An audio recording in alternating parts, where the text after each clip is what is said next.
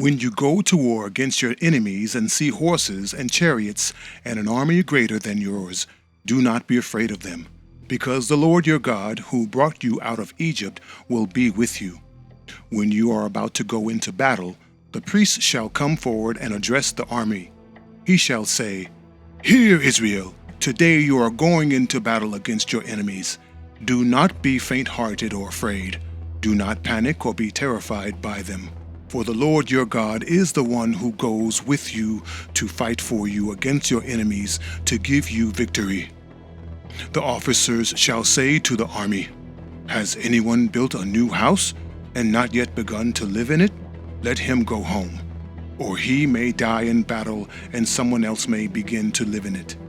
Has anyone planted a vineyard and not begun to enjoy it? Let him go home, or he may die in battle and someone else enjoy it. Has anyone become pledged to a woman and not married her? Let him go home, or he may die in battle and someone else marry her." Then the officers shall add, "Is anyone afraid or faint-hearted? Let him go home so that his fellow soldiers will not become disheartened too." When the officers have finished speaking to the army, they shall appoint commanders over it.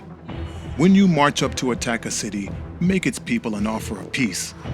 If they accept and open their gates, all the people in it shall be subject to forced labor and shall work for you. If they refuse to make peace and they engage you in battle, lay siege to that city. When the Lord your God delivers it into your hand, put to the sword all the men in it. As for the women, the children, the livestock, and everything else in the city, you may take these as plunder for yourselves. And you may use the plunder the Lord your God gives you from your enemies. This is how you are to treat all the cities that are at a distance from you and do not belong to the nations nearby. However, in the cities of the nations the Lord your God is giving you as an inheritance, do not leave alive anything that breathes.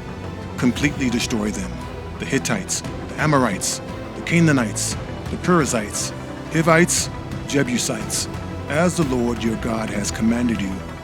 Otherwise they will teach you to follow all the detestable things they do in worshiping their gods, and you will sin against the Lord your God. When you lay siege to a city for a long time, fighting against it to capture it, do not destroy its trees by putting an axe to them, because you can eat their fruit. Do not cut them down. Are the trees people, that you should besiege them? However, you may cut down trees that you know are not fruit trees and use them to build siege works until the city at war with you falls.